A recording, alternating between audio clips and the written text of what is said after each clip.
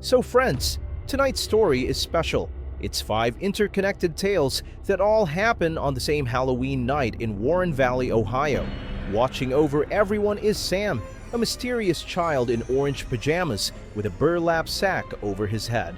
Sam is the spirit of Halloween itself, enforcing the ancient rules: wear a costume, hand out candy, and keep your jack-o'-lanterns lit until midnight. Break these rules and Sam will punish you. Emma and her Halloween enthusiast husband Henry return home after the town's festival. Emma hates Halloween, and despite Henry's warning never to extinguish a jack-o'-lantern before midnight, she blows out their pumpkin early.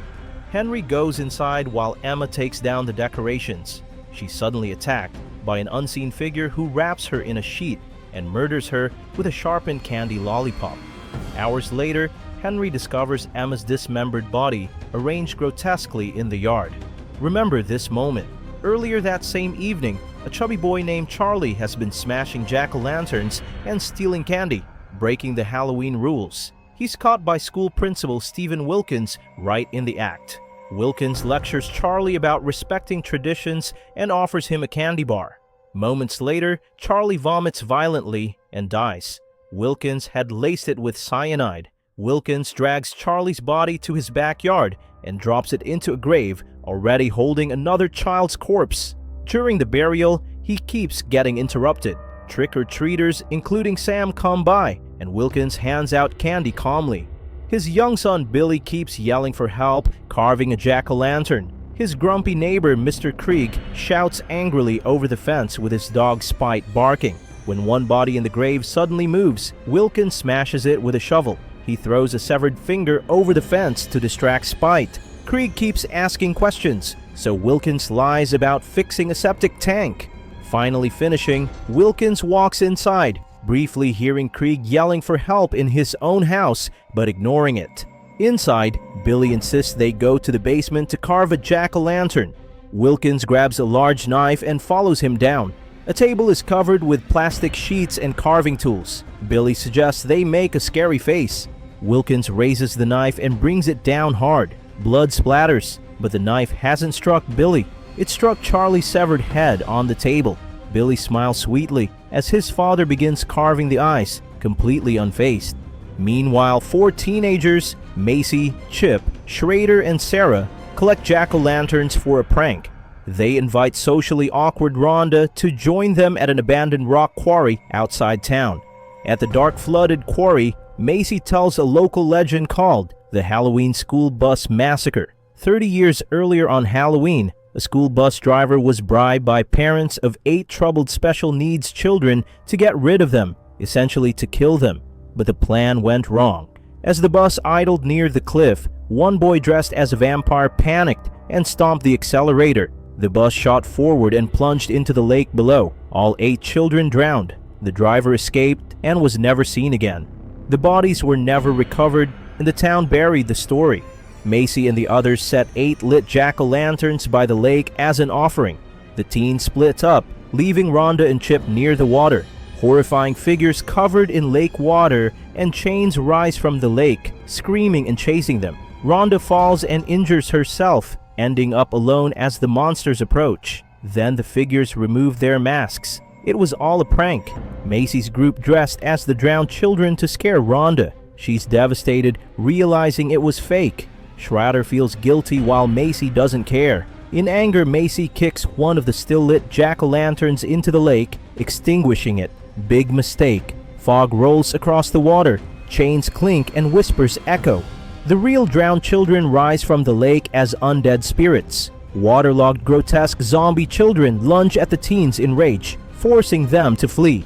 Screaming, Macy and the others race to the rusty elevator and beg Rhonda to open the gate. Rhonda, now strangely calm, picks up the one remaining lit jack-o'-lantern. She quietly closes the gate and rides up alone, leaving them behind.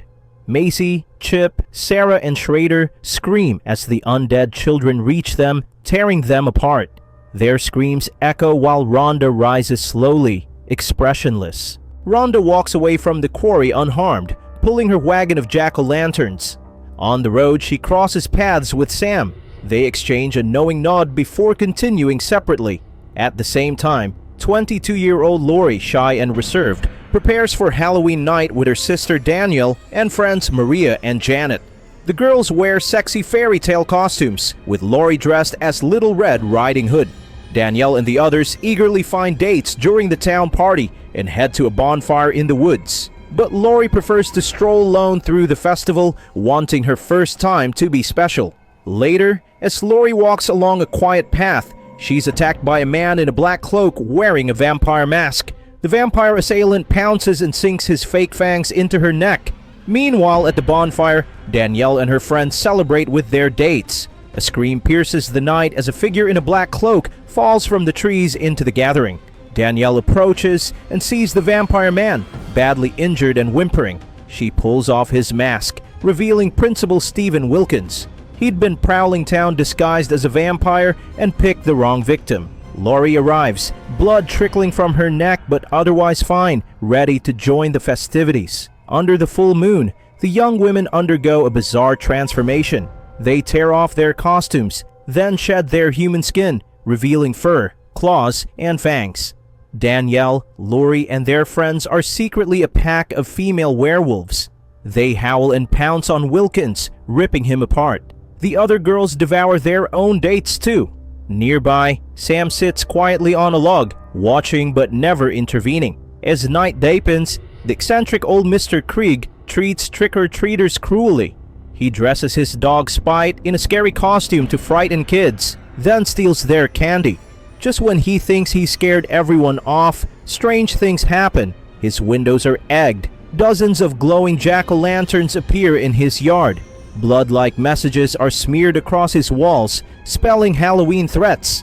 Startled, Krieg grabs his shotgun and searches. The small figure of Sam appears from the shadows and attacks. They fight violently inside the house. Sam tackles Krieg to the floor, trying to stab him with a sharpened lollipop.